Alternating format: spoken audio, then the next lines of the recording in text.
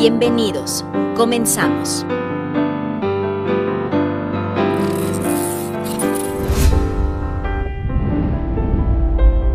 Secretaría de Salud, Instituto Nacional de Perinatología Isidro Espinosa de los Reyes. Buenas tardes, sean todos bienvenidos. El año 2025 marca el 30 aniversario de la Declaración de Beijing. La Declaración de Beijing es un documento que ha permitido el avance en la igualdad de género, protección jurídica, acceso a los servicios, incorporación de la mujer en la vida productiva y cambio en algunas normas sociales, ideas y estereotipos enquistados en el pasado. En aquel tiempo, en 1995, solo 12 países tenían dentro de su ordenamiento jurídico leyes que castigaban la violencia doméstica.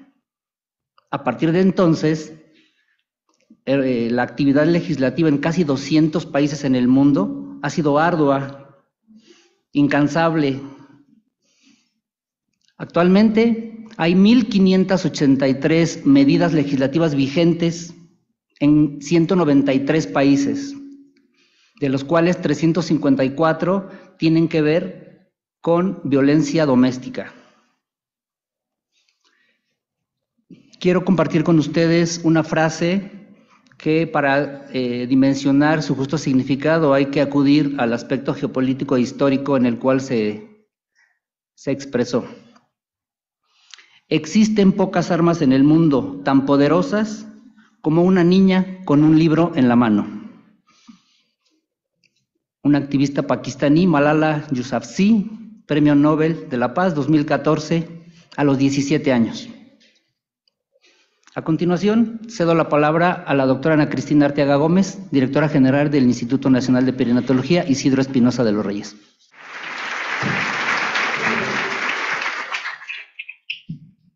Sean todas y todos bienvenidos a este auditorio. Es un honor para mí presentar a la senadora Amalia Dolores García Medina, la cual a lo largo de su vida ha desempeñado diversos cargos públicos en nuestro país. Uno de los más destacados fue su labor como gobernadora de su estado natal, Zacatecas, del 2004 al 2010, convirtiéndose en la quinta mujer en el país elegida para gobernar con voto directo. Su firme compromiso con la igualdad de género y la justicia social ha dejado una huella importante en la vida de muchas personas. Es una de las pioneras en la defensa de los derechos de las mujeres en México y el mundo. La licenciada Amalia García entiende que la igualdad de género no solo es un derecho humano esencial, sino también un requisito indispensable para construir una sociedad más justa y equitativa. Su dedicación a esta causa se ha reflejado en su impulso a reformas legales que tipifican como delito grave toda acción violenta en contra de la mujer. A través de su trabajo ha demostrado que es posible combinar la pasión y la inteligencia para generar un cambio positivo en nuestra sociedad. Su presencia hoy en el INPER es un recordatorio de que todas las mujeres merecemos ser valoradas y respetadas. El Instituto, por mi conducto, le da la más cordial bienvenida, senadora, y juntos celebramos la lucha de todas y todos por la igualdad de género y la equidad. Senadora, bienvenida al INPER, es su auditorio.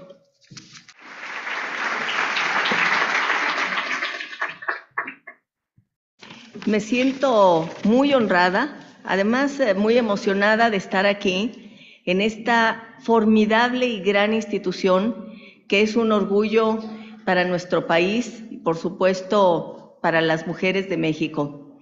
Quiero agradecer la introducción, la apertura que hizo el doctor Osvaldo Miranda Araujo, subdirector de Servicios Auxiliares de Diagnóstico, pero de manera muy especial quiero agradecer a la doctora Ana Cristina Arteaga Gómez su invitación, porque nos conocemos hace tiempo y sobre todo puedo decir que la he conocido en su trabajo profesional, en su tarea como una gran servidora pública, trabajando no solamente a favor de la salud, que es su vocación, sino específicamente a favor de las mujeres, salvando su vida, haciendo diagnósticos, impulsando a muchas y muchos para que esa sea una prioridad.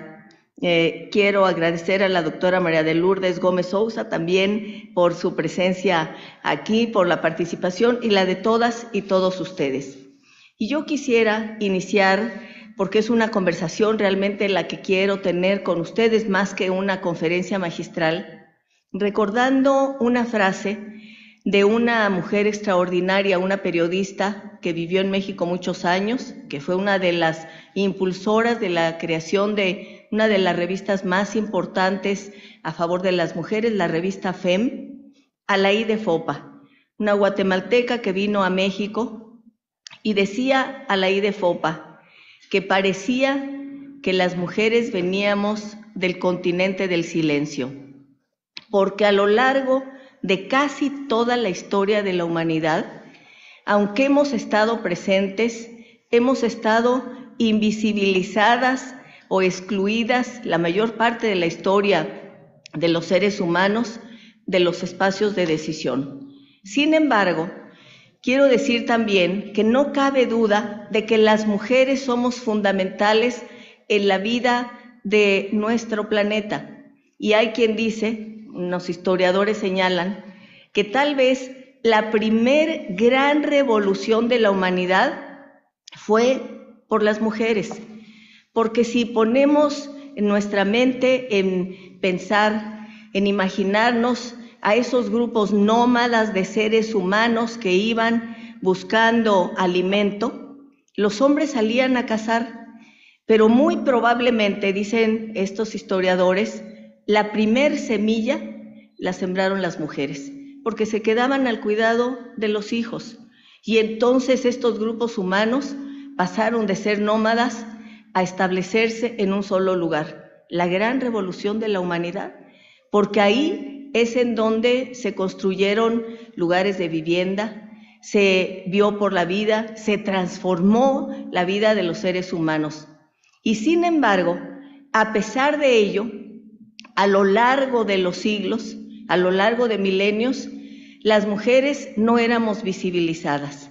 Yo quiero, pasando de esta referencia de la prehistoria, remontarme a una época más reciente en nuestro país, hace aproximadamente 100 años, un poco más de 100 años.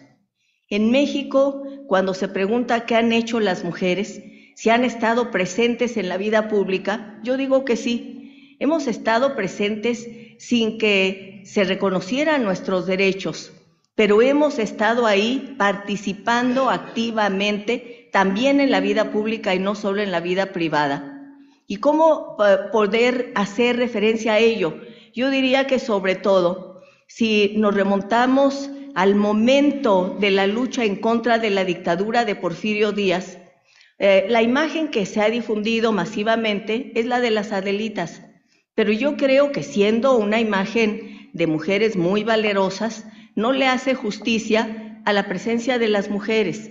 Hay que decir que sin derechos políticos reconocidos en la Constitución ni en nuestro Estado de Derecho, pero las mujeres participaron activamente formando los primeros clubes antirreeleccionistas. Eran las mujeres las que abrieron esos espacios de reflexión y de crítica a la dictadura. Si en la historia revisamos lo que sucedió en ese periodo tan intenso y apasionante de la historia de México, veremos la gran cantidad de publicaciones que hubo dirigidas por mujeres, con escritos de mujeres que aportaron su pensamiento y su inteligencia para hablar de la necesidad de una nación con democracia y del fin de la dictadura. Eso es algo que tenemos que resaltar. Y luego participaron activamente en la revolución, no solo tomando las armas en la mano, sino también construyendo y elaborando documentos extraordinarios. Por ejemplo, el Plan de Ayala de Zapata lo redactó una mujer. Y eso son los datos que tenemos que sacar a la luz, es lo que nos hace visibilizar que esa presencia ha estado ahí, incluso sin el reconocimiento de sus derechos. Y esas mujeres formidables que participaron en la revolución, también se plantearon reformas en nuestra Constitución. Quiero compartir con ustedes, seguramente ustedes, algunas, algunos o muchas y muchos lo conocen, pero yo lo traigo aquí como parte de nuestra historia. Una de las mujeres más extraordinarias durante la revolución fue Hermila Galindo. Era colaboradora de Venustiano Carranza, había participado activamente con escritos y con su pensamiento en el primer congreso feminista que se llevó a cabo en nuestro país en 1915 en Yucatán. En ese congreso feminista, que reunió sobre todo a mujeres maestras, eran la mayoría educadoras, ellas discutieron qué derechos deberían garantizarse a las mujeres. Y Hermila Galindo envió un escrito que sacudió a la concurrencia, porque planteaba, entre otras cosas, el derecho de las mujeres a decidir sobre su maternidad en 1915, hace más de 100 años. Pero planteaba sobre todo derechos políticos para las mujeres y acudió posteriormente, junto con otras mujeres, al constituyente del 17, con esos extraordinarios revolucionarios que estaban redactando una nueva carta de derechos para nuestro país, planteando que debería incluirse el derecho de las mujeres a votar negro sobre blanco, es decir, hablando de mexicanas y mexicanos, hombres y mujeres. Bueno, hoy nuestra presidenta, la doctora Claudia Sheinbaum, como lo sabemos y como lo ha reiterado, dice que hay que decir presidenta con A. En esa ocasión, en 1917, Hermila Galindo fue a eso al constituyente, a decirles que la Constitución dijera mexicanas y mexicanos a la hora de establecer el derecho para votar y para ser elegidas. El constituyente debatió, hubo un debate intenso, apasionado, y algunos constituyentes, la mayoría, lo que dijeron es que no había que llevar a las mujeres a la política ni al espacio público, a pesar de que ya habían estado con los clubes antirreeleccionistas, con las revistas, con las armas en la mano, pero lo que argumentaron la mayoría es que el lugar de las mujeres estaba en la casa. Y una minoría lo que argumentó, coincidiendo con Hermila Galindo, pero con un argumento que no era el que debía haber estado, que no había por qué preocuparse, porque la palabra mexicanos abarcaba a las mujeres y a los hombres, a las mexicanas y a los mexicanos, de tal manera que no se aceptó este lenguaje incluyente del cual hoy nos sentimos tan, no solamente orgullosas y orgullosos porque visibiliza a más de la mitad de la población, sino que lo consideramos indispensable. Los constituyentes no aceptaron que dijera mexicanas y mexicanos. Hermila Galindo, entonces, en las elecciones que se llevaron a cabo después del constituyente de 1917, se inscribió para competir por una diputación en el Distrito Quinto de la Ciudad de México. Participó porque dijo hay que abrir camino, perdió, pero para ella era muy importante mostrar que efectivamente tenía derecho de estar ahí. ¿Y qué fue lo que sucedió casi inmediatamente después de esa elección? Que se decidió por quienes tenían el mando político en ese momento modificar la ley electoral. Pero hay que hacer historia de esto. Lo que hicieron nuestros próceres en ese momento fue modificar la legislación electoral para que dijera que la palabra mexicanos en materia de derechos políticos solo se refería a los varones y no a las mujeres. Bueno, una cosa tremenda, porque le habían dicho antes que la palabra mexicanos incluía a los hombres y a las mujeres, pero modificaron la ley electoral para que no pudieran participar. Sin embargo, las mujeres siguieron presentes, participando activamente, y vemos a lo largo de esa primera etapa, de esos años apasionantes de nuestro país, cómo las mujeres se organizaron, estuvieron incluyendo sus propuestas, sus iniciativas en el rumbo del país, con Obregón y con Vasconcelos, yendo a recorrer las comunidades para educar, y después en los años 30, ya con el general Lázaro Cárdenas. Por cierto, acabamos de pasar el 18 de marzo, día que conmemoramos la expropiación petrolera, pero esas mujeres se organizaron para participar política y activamente en la vida pública, aún sin que la Constitución y la legislación electoral les reconociera derechos políticos. Y en los años 30 formaron una de las organizaciones de mujeres más grandes de la historia de nuestro país, el Frente Único Pro Derechos de la Mujer, que llegó a agrupar a más de 50,000, podemos imaginarnos en esos años, más de 50,000 mujeres agrupadas.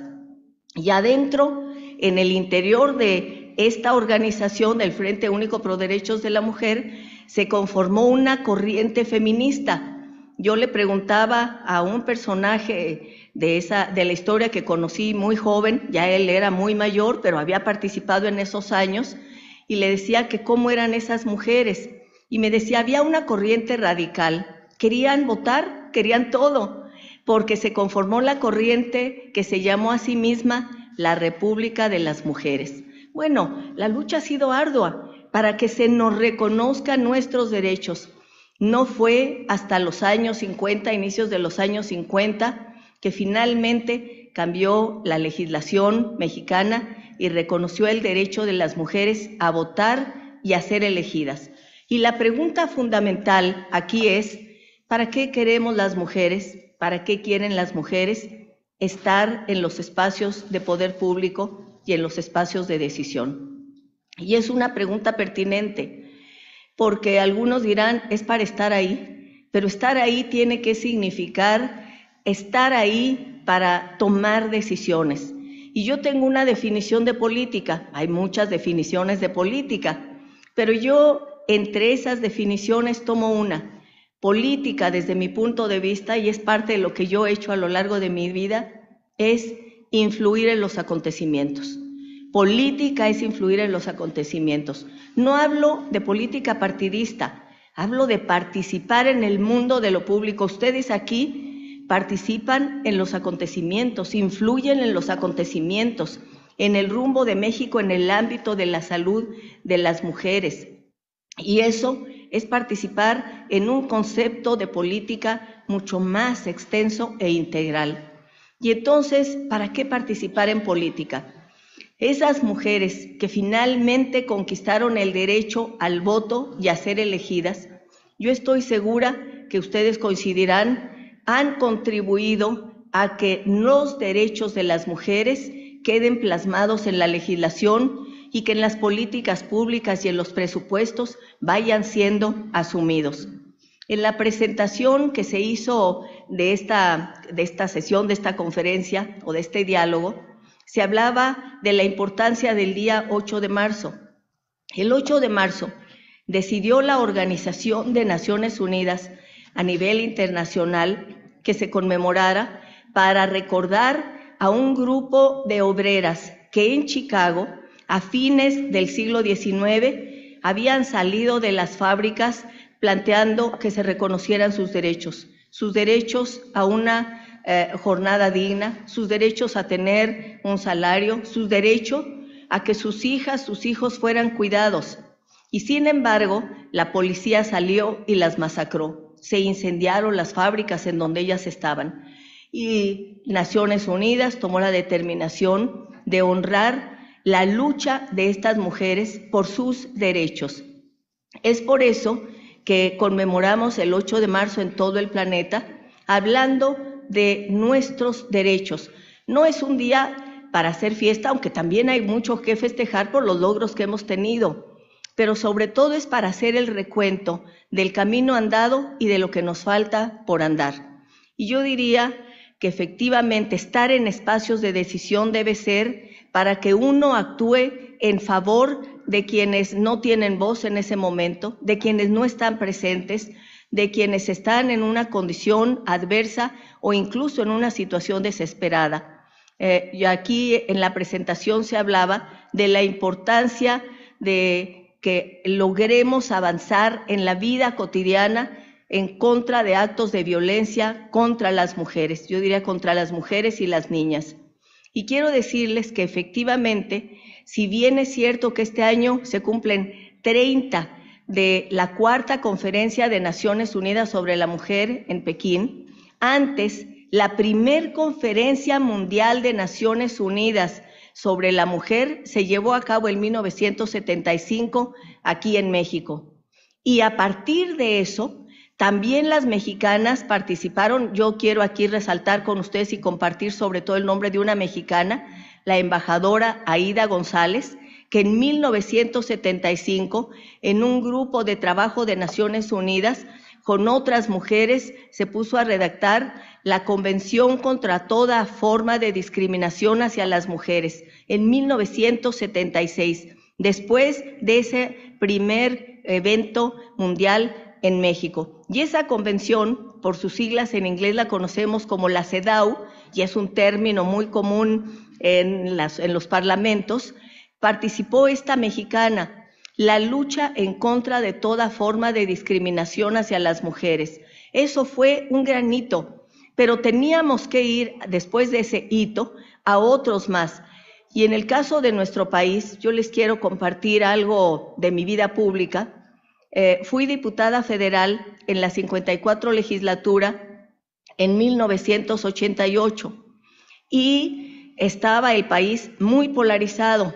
El ingeniero Cuauhtémoc Cárdenas había sido el candidato a la presidencia de la República. Yo participaba en esa gran corriente que respaldó al ingeniero Cuauhtémoc Cárdenas. Por parte del PRI, el candidato era Carlos Salinas de Gortari. Y finalmente ya se imaginarán ustedes, porque aquí veo muchísimas y muchísimos jóvenes, pero les quiero relatar que el ambiente en la Cámara de Diputados era casi irrespirable. No nos hablábamos, la polarización era absoluta y total.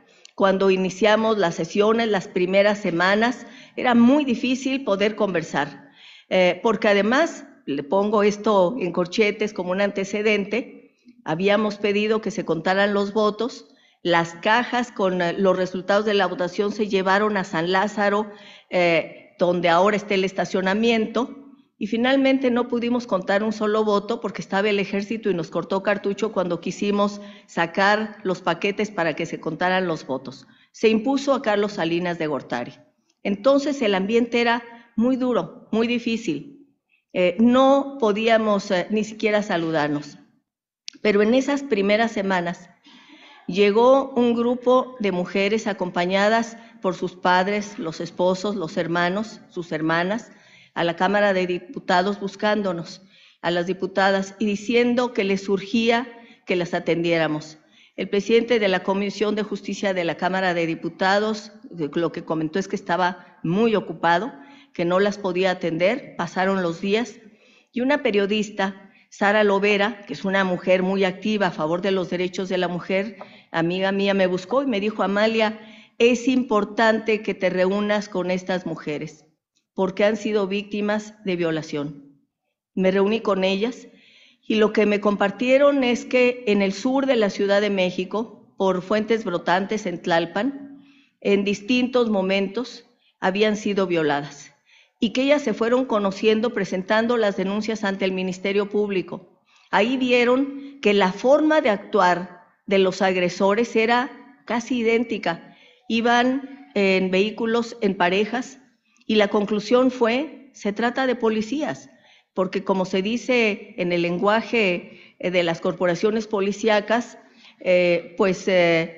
andan siempre en parejas los que son parte de esos grupos y necesitaban ellas saber quiénes habían sido para que se les sancionara.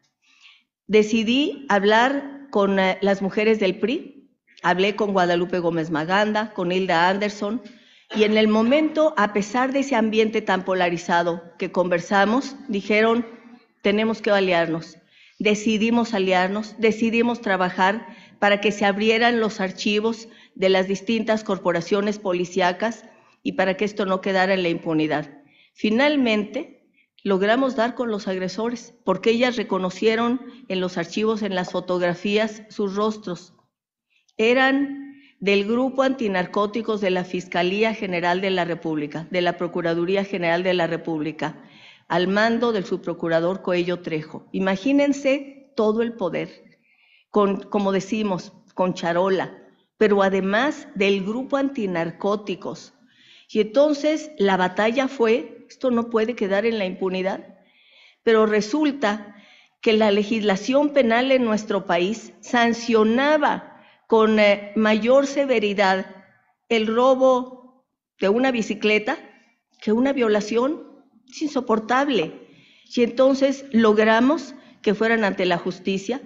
La Procuraduría de Justicia de la Ciudad de México, lo debo decir, actuó de una manera intachable, diciendo no puede haber impunidad. No fue fácil, porque los compañeros de estos policías judiciales llegaron a la Procuraduría, la rodearon, amenazaron, a las víctimas se les tuvo que poner seguridad, pero logramos que finalmente fueran procesados y sentenciados. ¿Y qué hicimos en la Cámara de Diputados?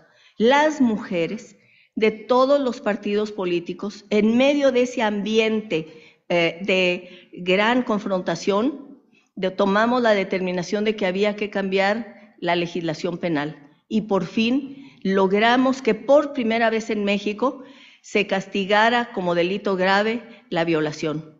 También logramos, porque Hilda Anderson, que era dirigente de la CTM, yo criticando a los charros de la CTM, ¿verdad? Pero Hilda Anderson dio testimonios de cómo en los sindicatos hay hostigamiento sexual.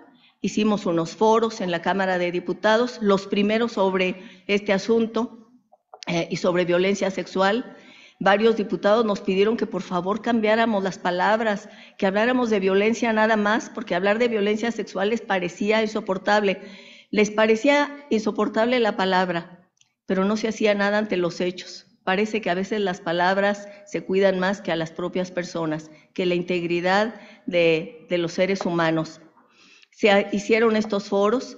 Y recuerdo que uno de los grandes abogados, uno de los más reconocidos en nuestro país, al que invitamos al foro, lo que dijo es, en México no existe el hostigamiento sexual. Ese es un concepto anglosajón, es una idea que viene del extranjero, estas feministas que están desatadas. Aquí lo que hay es una bella y gran tradición que viene de la cultura española que se llama cortejo.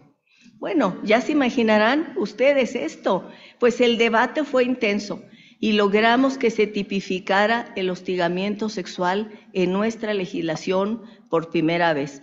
Esto resultaba importante porque el hostigamiento, la violencia, las agresiones hacia las mujeres se han normalizado a lo largo de la historia de la humanidad, pero no tenemos por qué aceptarlas, visibilizarlas, garantizar que la legislación esté, debe servir para construir relaciones distintas entre hombres y mujeres, relaciones que sean relaciones de respeto, de afecto, de solidaridad, de compañerismo, de amor.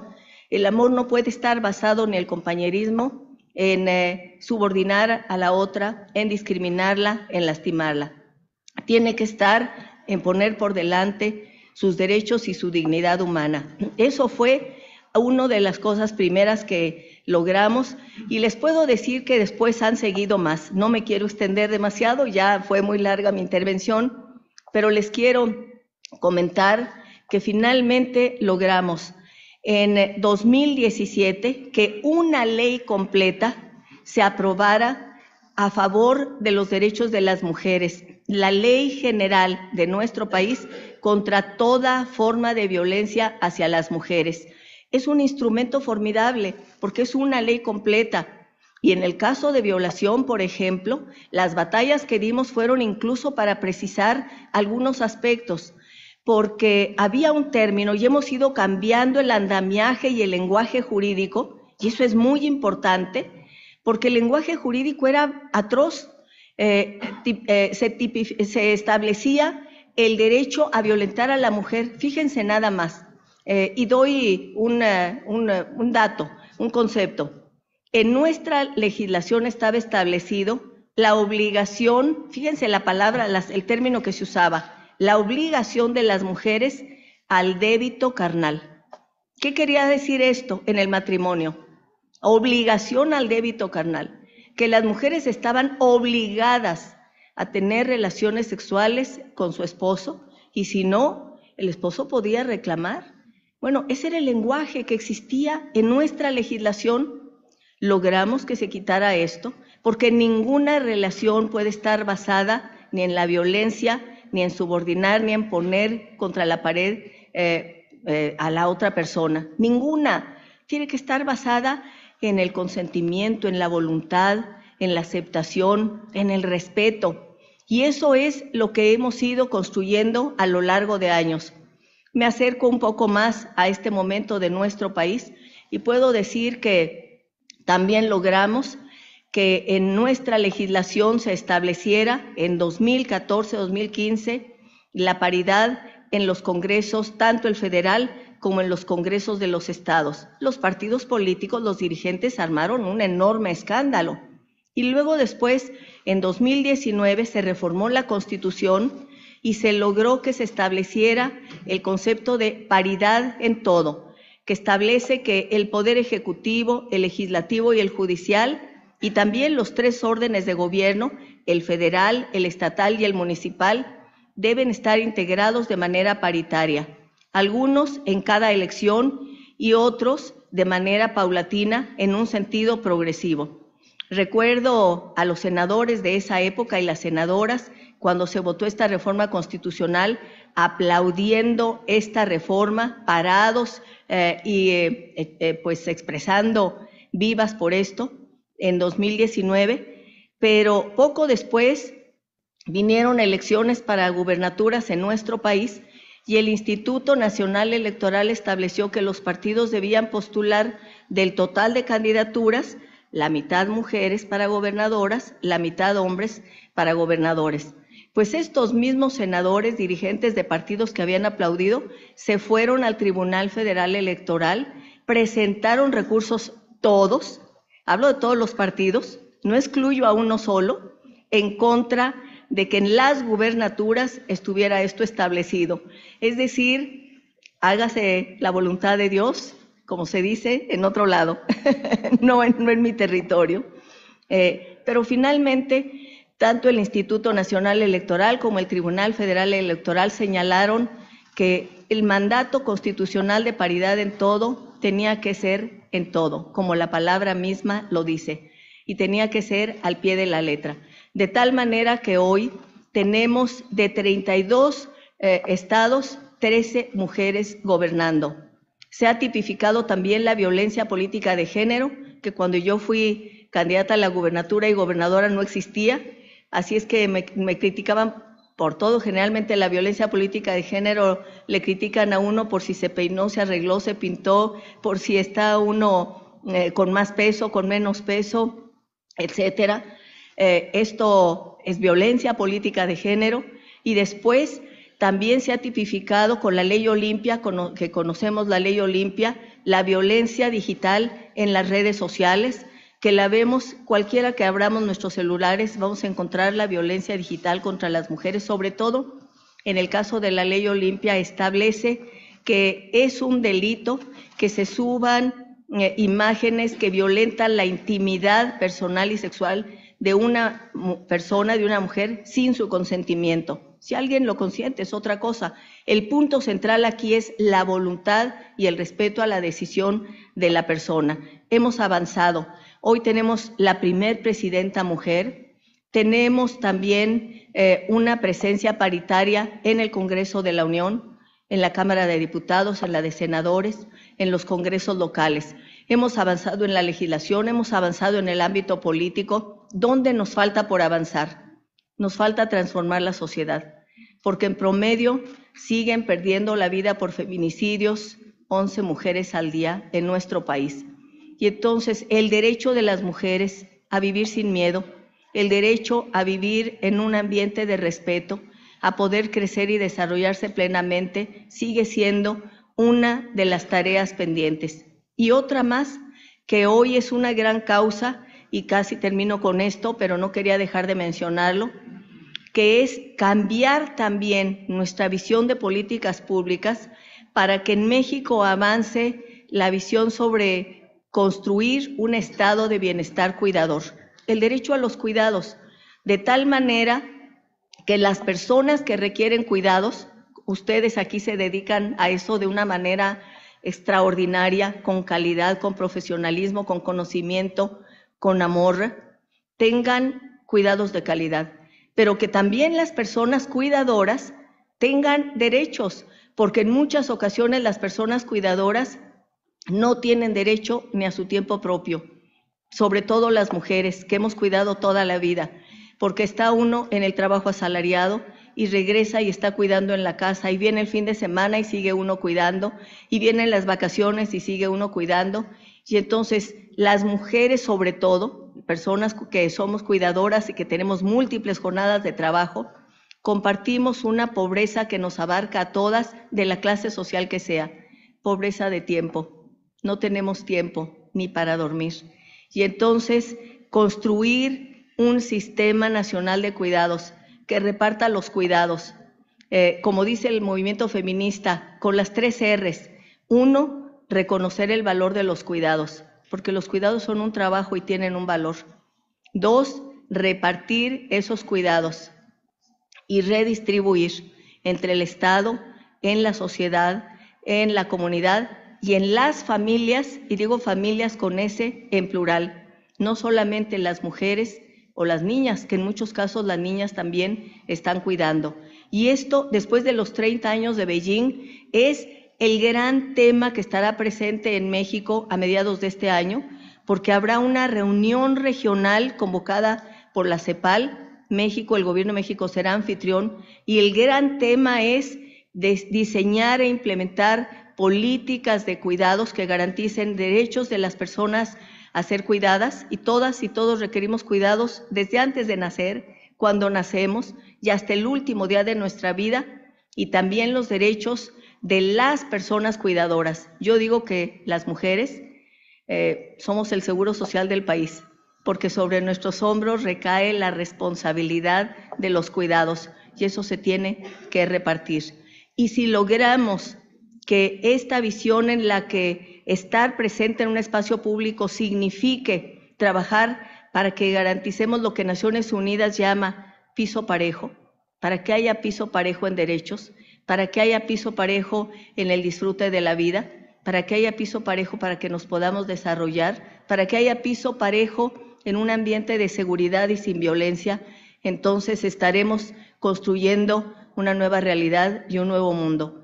Un México al que en medio de este momento tan duro por los acontecimientos de violencia que vivimos, uno nuevo, al que todas y todos tenemos derechos. Muchísimas gracias.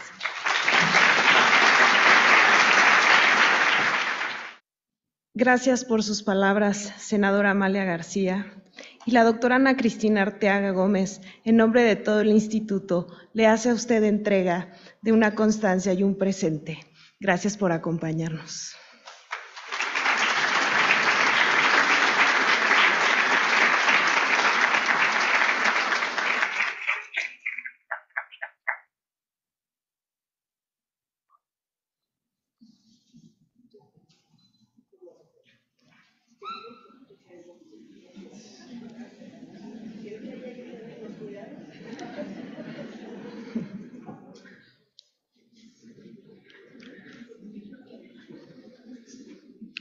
El 8 de marzo es un evento conmemorativo que recuerda la lucha de todas las mujeres a lo largo del tiempo por la igualdad de los derechos y su plena participación en la sociedad. El color morado que usamos significa el símbolo de dignidad y justicia adoptado por el movimiento sufragista del siglo XX. Gracias nuevamente, senadora Amalia, por acompañarnos. Gracias a todos ustedes. Buena tarde.